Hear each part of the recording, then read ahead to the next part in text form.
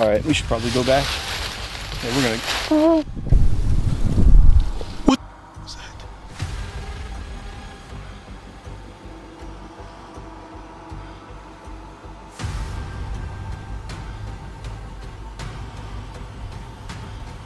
Seriously?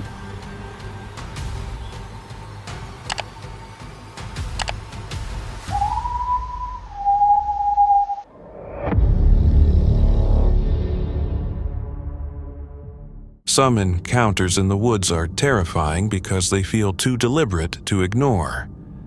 In the Appalachians, Chandler hears a voice from the dark before a shape begins moving toward him. In Ontario, a hiker records a strange face staring from behind a fallen tree. Were these just shadows in the forest, or something watching from closer than they realized? A YouTuber named Chandler and his friend Jasko traveled deep into the Appalachian Mountains. They stayed in a small one-room cabin, arriving there on Friday the 13th. The region had a long history of local warnings. Over the next 3 nights, we're going deeper and deeper into the Appalachian Mountains. Every night, we're pushing further into the forests. That's where things that you're not supposed to see start showing up. Oh my God, I thought I saw something. For generations, people that live out here in the Appalachian Mountains telling people what actually hides out here when the sun goes down. Locals here say that the woods here are not like any other forests. People nearby had passed down stories for generations about what moved through these woods after dark. This video was posted on March 23, 2026. The Appalachian Mountains have always had a reputation. Locals say the forests there feel different from any other place. The farther you go, the more silent everything becomes. Hunters have reported hearing footsteps, keeping pace with them through the trees, with nothing visible nearby. Campers have described whistles carrying through the hills long after midnight. Others have claimed to see figures standing between the trees, watching. Chandler and Jasko went deeper into the forest each night. Their cabin was surrounded by more than 100 acres of thick, quiet woodland.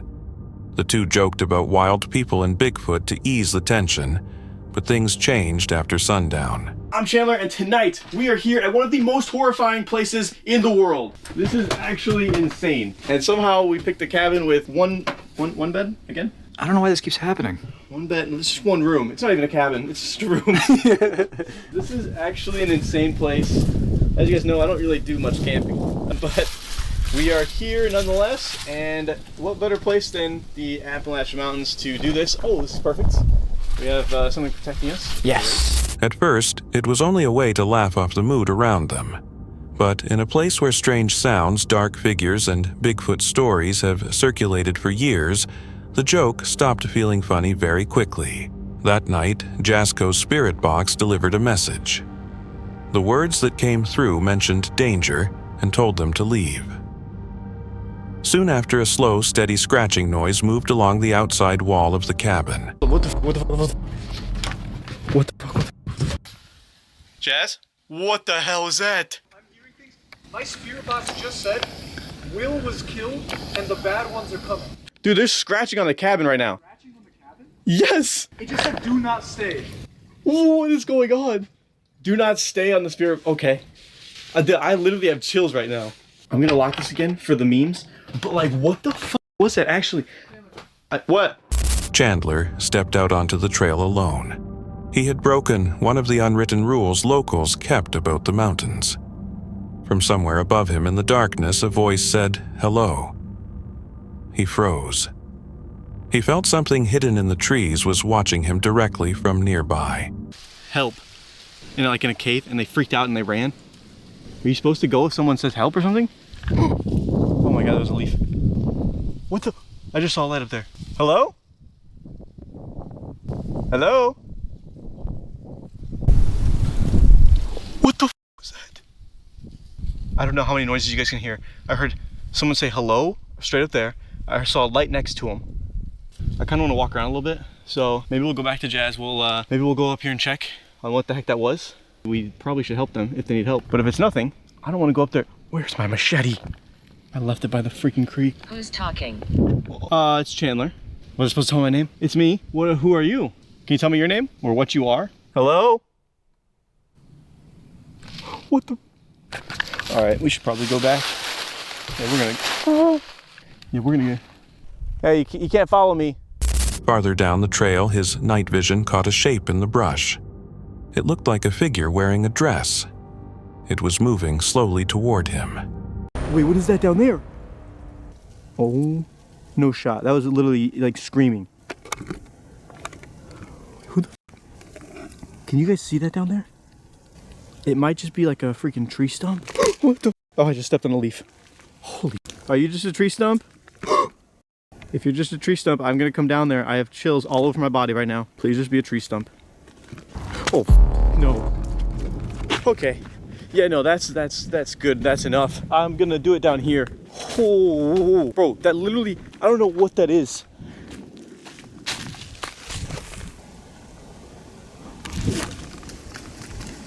Okay, that's just leaves.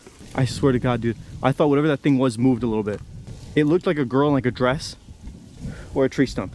Does that sound stupid? Yes. Is it in my head? That is what's in my head right now. Both men hurried back to the cabin. Being indoors did not make either of them feel safer. The campfire they made did little to calm anything down. No anymore. But we're back in here. We have lights at least. And, oh, we have Jazz. Maybe. We have Jazz.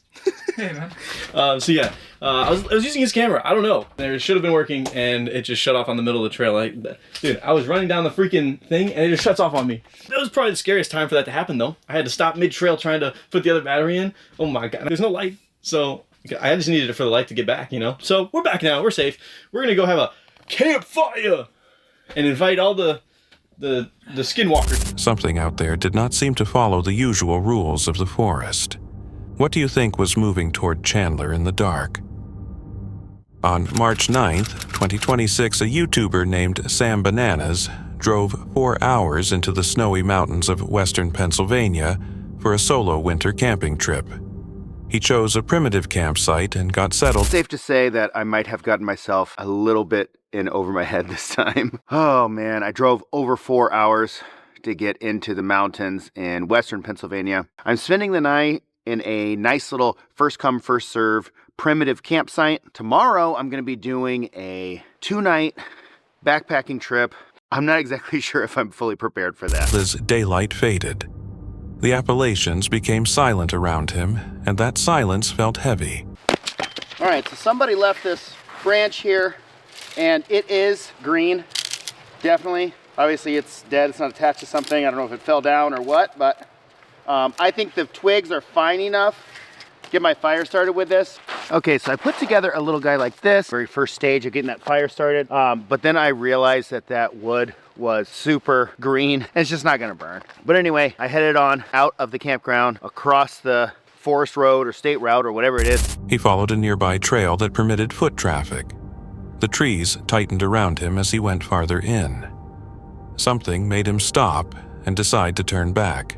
And then down a little path where it says foot traffic is welcome. But I walked down that trail completely alone for a few minutes, and it's true what they say about the Appalachian Mountains and being out here alone. At camp, vehicles started passing the entrance. None of them drove in. They slowed down, stayed there with their headlights shining, then reversed away. Now, another thing that I haven't really talked too much about is that cars keep driving past the entrance of this campsite.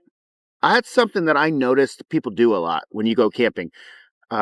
People like to kind of snoop on you and just kind of see what you're doing. But I think most of those people are just kind of curious because they like to go camping and just never got around to it, whatever reason. But sometimes when you're out here way in the middle of nowhere, it can feel a little unnerving. It happened more than one time.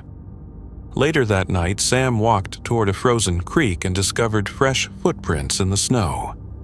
Someone had been moving through that area in the dark without using any light. Let's see. Could also be potentially easy to get lost in the middle of the night here. Right here appears to be another campsite. It's nice and cleared out. Fresh footprints here too. I think since we are in the middle of the night, and I don't know if there's people back in here camping, I don't want to bug them. I'm just going to turn around and head back to my campsite. He turned back and returned to camp. Then the headlights appeared again. This time, they aimed directly at him and remained there. He stood in the beam, unable to see beyond it. This guy keeps coming in, pointing his headlights at me, and then backing out. I think there's 2 cars, too. All right, well, that solves that mystery. There's another nice guy over here who was just coming out to park in the area, trying to figure it out. He's in a car coming out to do the same idea that I had. He's going to camp overnight, and then he's going to do the trail, I think, the next day. So The driver was a man named Mark who had become stranded and was searching for somewhere to camp. The tension eased, but not completely. are just really uncomfortable with that. But it's a nice feeling to be able to help somebody out, you know. Well, I've pretty much done it. Fire's kind of dying out over there. Might sit around and have one last little brewski over there. But I think, yeah, this is pretty much... Sam finished packing up his sight, then looked once more toward the tree line before leaving. Not every strange moment in the woods comes with a clean answer, even when the mystery seems solved. What would you have done if those headlights had never finally pulled away? While a man is hiking something near the edge of the trees suddenly draws his attention.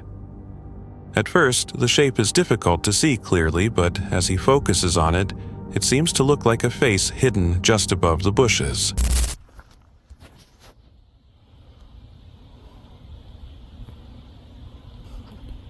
Seriously? Hi, my friend. Holy shit. He's standing above the bushes. He, she, whatever. Look how tall that is. Yo, it's white. It looks like its like eyes are like hologram. You see how dark its eyes are? He stuck out like a sore thumb. From that distance, it is impossible to tell whether he is looking at a person, an animal, or something else completely. The footage leaves the scene open to interpretation. It might be a trick of light, an odd angle, or something normal blending into the woods. But when a face-like shape appears, where nothing should be standing, it is enough to make anyone stop and look again. What do you think he really saw on the tree line? This image was reportedly captured by a man who claimed he saw something frightening on his own land during winter. Snow covered the ground, and daylight was starting to fade as dusk moved across the area. Near the middle of the photo, beside a large leafless tree, a dark figure appears to be standing out in the open. According to the report, the witness first saw it moving slowly near the edge of the property, close to a shed. Then it seemed to pause for a short moment. He described the figure as massive, wide through the shoulders, and taller than an ordinary person. In the picture, it appears upright with long arms hanging low and a heavy body. Because the image is grainy and shot from far away, it is difficult to know exactly what was there.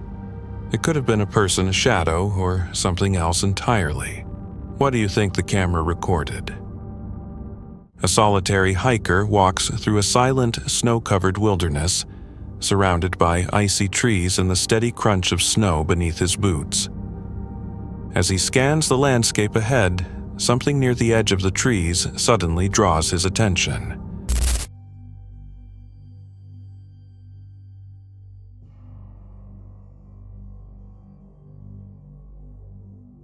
Partly concealed among the woods is a large, dark figure standing far away. It does not move. It simply stays there, tall, broad, and motionless, almost as though it is watching him from the forest edge. The man freezes where he stands, trying to make sense of what he is seeing against the bright white snow. For several tense seconds, the figure remains in place. Then slowly, it slips back into the trees. Disturbed by what he witnessed there, the hiker is left with one uneasy question. Was it merely another person out there, or did he see something far harder to explain? Far inside the isolated forests of the Ozark Mountains, a parabolic microphone records strange howls and piercing screams carrying through the night. The noises travel across the dark woods, seeming to shift between the trees as they become louder and more disturbing.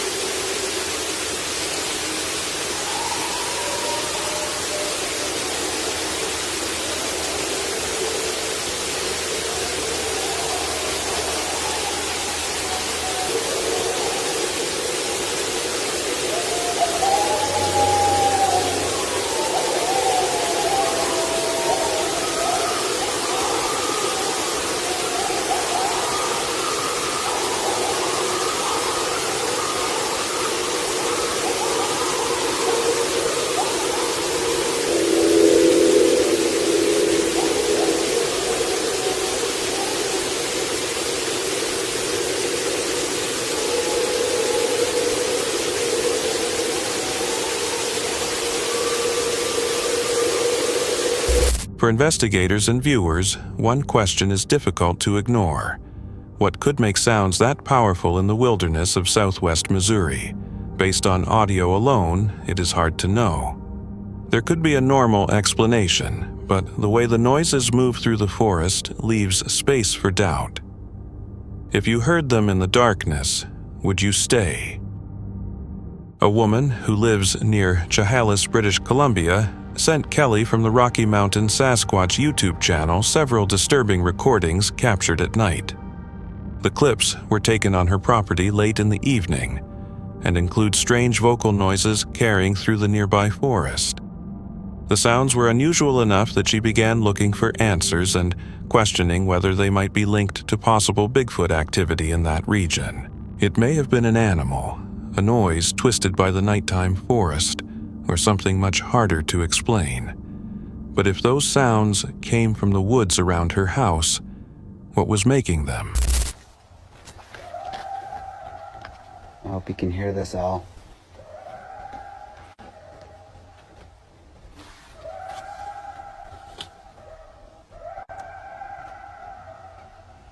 It's cackling. You gotta hear this, Al.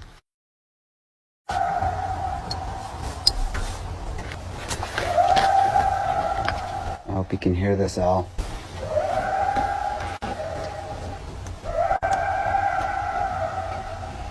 It's cackling.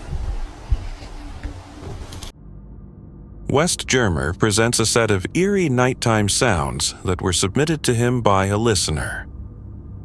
Before getting into the discussion and analysis of the recording, he plays a short sample so viewers can hear the unsettling noises and understand the place where they were captured.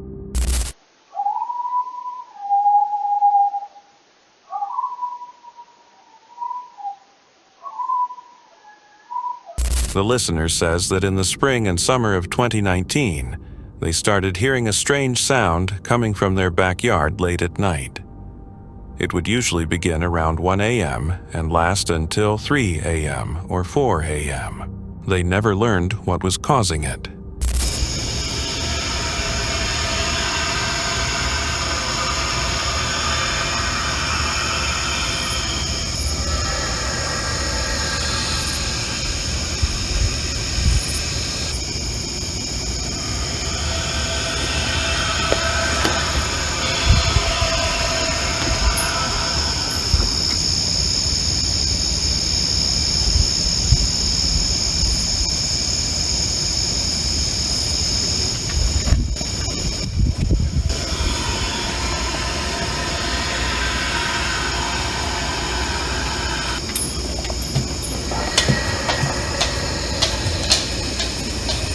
clip is short, but the hour, the setting, and the repeated pattern make it hard to dismiss.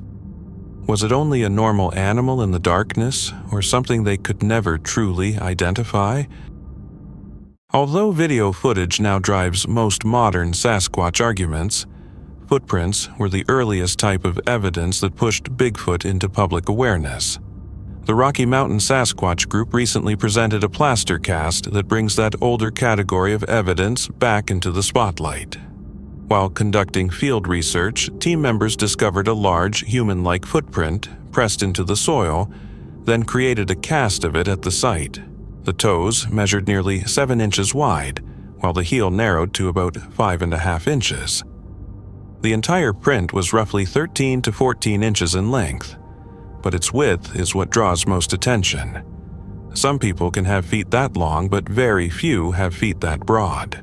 The investigator documenting the find set objects next to the print to demonstrate its true scale. After the cast dried, he loosened it from the ground with a knife and raised it toward the camera. Even with soil still clinging to the underside, the outline of a foot was easy to see, including what appeared to be dermal ridges. Those tiny skin-like markings are important because they are extremely difficult to fake, especially in a remote place where someone would have needed to arrange the hoax carefully in advance. Footprint evidence like this has been described for hundreds of years. Indigenous communities across North America have long spoken of massive human-like tracks appearing in mud snow and near riverbanks. The modern Sasquatch legend received major attention in the 1950s when logging crews in the Pacific Northwest began discovering huge prints around their heavy machinery overnight.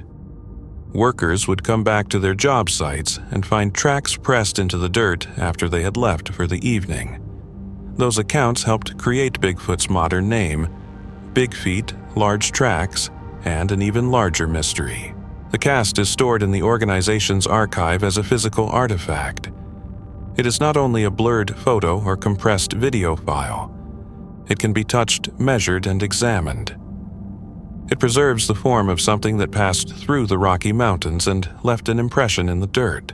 As more videos and older evidence continue surfacing, the pattern becomes harder to dismiss. Maybe this cast is only one part of a much bigger puzzle. But if the footprint was real, what walked there before the team arrived? The Ontario face starts with a man hiking by himself through a snowy forest in Ontario, Canada. The cold carried the dense silence of a deep Canadian winter. The woods were so still that every step through the snow sounded louder than it should. Old-growth trees stood tightly packed, their limbs weighed down by weeks of snowfall. Pale gray light filtered through the forest. There was no wind, no birds, and nothing audible except his footsteps. He had been walking for some time, mostly watching the ground in front of him when he caught movement in a place where nothing should have shifted. Behind a snow-covered fallen tree, a figure crouched low and remained partly concealed. But it was not only concealed, it was staring at him. Its eyes seemed to lock onto him before he fully realized what he was looking at. He did not yell or run away. Instead, he raised his camera with shaky hands and started filming. The footage is hurried and unstable. His breathing is audible, and the image shifts with each step. Even so, the camera captures the creature's face several times. When investigators later slowed the footage and examined it frame by frame, the details became deeply disturbing. The skin looks dark gray and tough like aged, weather-beaten hide. Long hair drops from the top of its head, but it does not resemble the matted fur often mentioned in Sasquatch accounts. Its brow is thick and pushed forward, while the nose appears small and the mouth looks narrow. The face is not the wide, flat, ape-like face many viewers would expect. It appears closer to something older and strangely more human. The eyes are the detail many people notice most. They seem focused, calm, and almost calculating. Skeptics quickly challenged the video after it was posted. Some claimed the snowy environment looked staged. Supporters pushed back. They argued that an ordinary costume would struggle to create that combination of dry skin texture, loose hair, and such a powerful brow without looking fake when the head moved. The skin became an especially important point of debate. It does not appear glossy like latex from a costume. It looks dry-old and naturally creased. In the end, the footage cuts off suddenly with the figure still frozen in the snow. The forest stays silent, and the face remains visible between the trees. Maybe it was lighting a costume, or something far harder to explain. But if it was only trying to hide, why did it seem so calm while being watched? That's it for tonight. Which moment creep? Drop it in the comments. Have your own story. Share it with us, and stay tuned. The next one is even darker.